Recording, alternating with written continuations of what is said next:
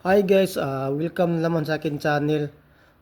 Ngayon pala ay tuturo ko kung paano i-energize ang 3-piece electric motor gamit lang ang single piece na supply. Gumamit pala ako ng dalawang kapasitor, isang running kapasitor at isang starting kapasitor. Alam ko marami na nakakaalam nito, pero itong video na to ay para sa mga hindi pa nakakaalam, lalong-lalo na sa mga nag-aaral pa lamang at saka mga baguhan. Kaya huwag nating patatagalin pa, sisimulan na natin.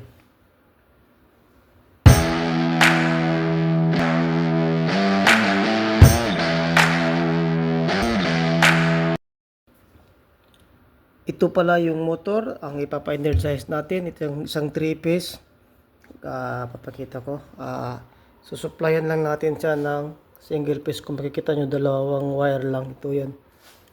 Single piece lang yung ating supply.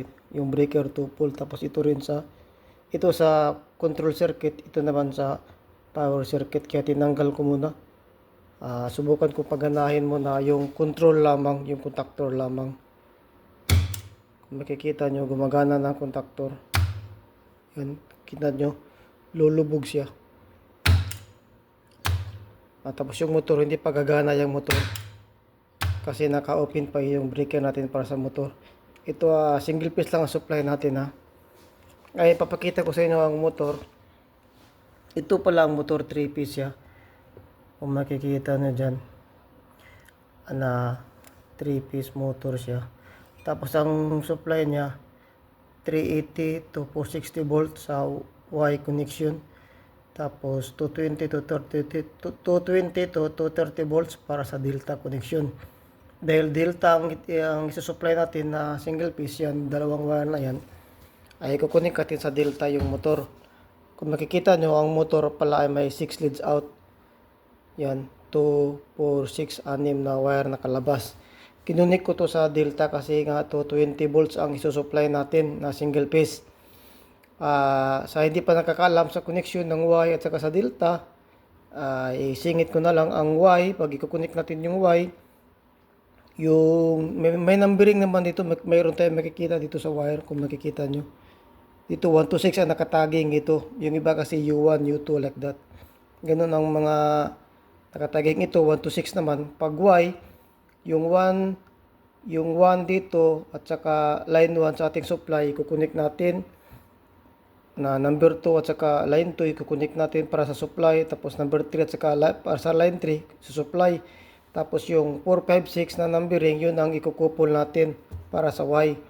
Pero pag delta naman, 1 at saka 6, ipapares natin, pagsama natin tayo together para sa line 1, tapos yung 2 at saka 4 ikukunik natin para sa line 2, tapos 3 at saka 5 ikukunik natin para sa line 3. Kaya ito na ang nangyayari.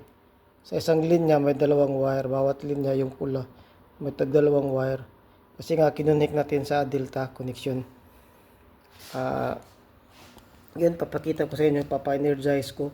Gumamit pala ako dito ng magnetic contactor, timer at saka relay. Pwede namang walang relay, maraming pamaraan sa paggawa ng diagram. Ito ang ginamit ko.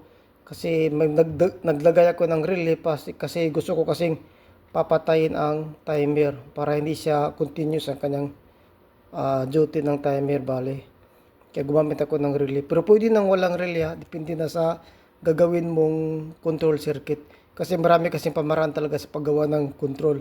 Basta importante, yun pa rin ang goal natin o ano yung gusto mong ipapaganahin o ano yung gagawin mong circuit bale. Kasi magkaka-diferensya kasi tayo sa paggagawa ng mga diagram. Marami kasing mga pamaraan, technique o ano man dyan sa paggawa ng diagram. Kaya ito muna, papakita ko. Mayroon pala akong diagram na papakita sa inyo mamaya. Ito pala yung kapasitor, dalawang kapasitor, isang starting kapasitor at saka running. Sa running kapasitor, 50 microfarad, tapos sa starting naman, itong ginamit ko ay dudubluhin ko lang itong 50. Ang ginamit ko dito ay 161 no, 161 to 193 microfarad. Bale, sa pag-compute pala dito, nung nabasa ko, 50 microfarad per horsepower. ang kanyang running. Tapos yung starting naman ay dudublehin lang ang kanyang microfarad sa running. Dahil gumamit ako ng 50, kaya gumamit ako ng 100. Dahil wala 100, 161 yun. Di ba, nakikita nyo. Marami ng pamaraan, depende sa inyo, no, kung ano yung nabasa nyo, nasubaybayan nyo ng mga book. Yun ang mas magandang sundan nyo. Ito, may nabasa rin ako, kaya yan ang ginamit ko.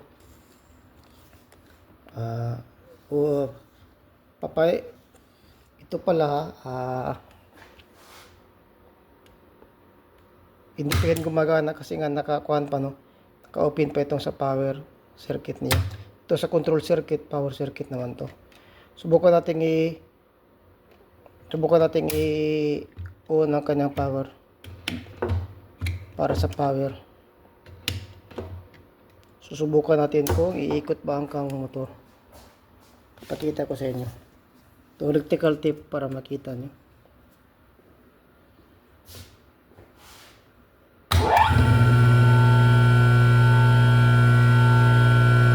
Kung makikita nyo, gumagana na ang motor, no?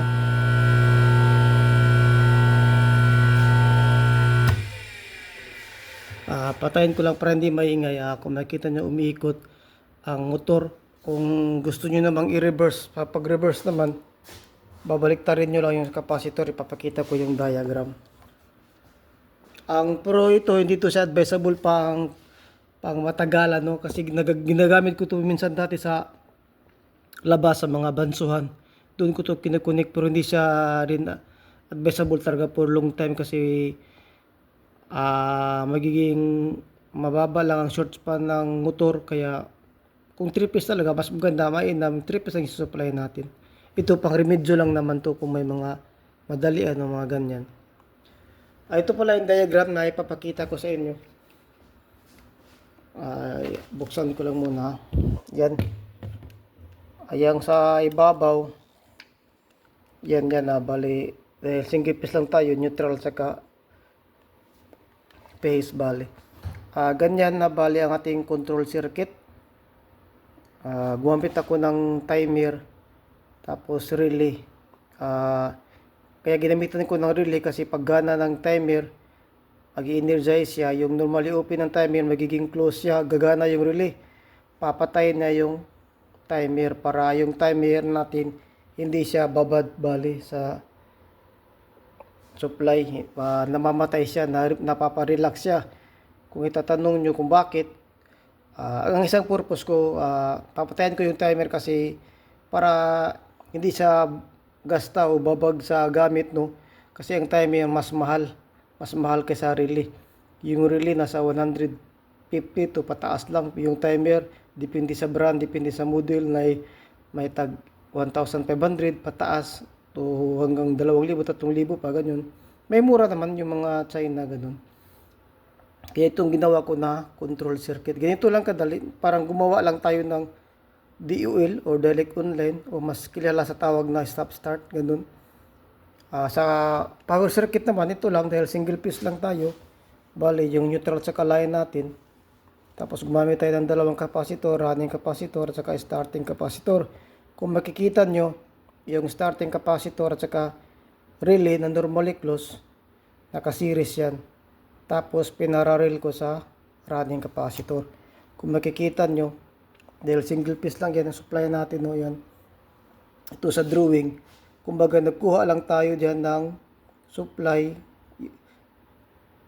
Pagpapalagay natin ito yung neutral, no, ito yung phase mo, bali. Kumuha lang tayo diyan para sa capacitor ng running, tapos binigay natin doon sa isang linya para sa motor, bali. May kulang pa pala ito. May wire pa pala dito. Kukunin ko lang muna saglit, ha.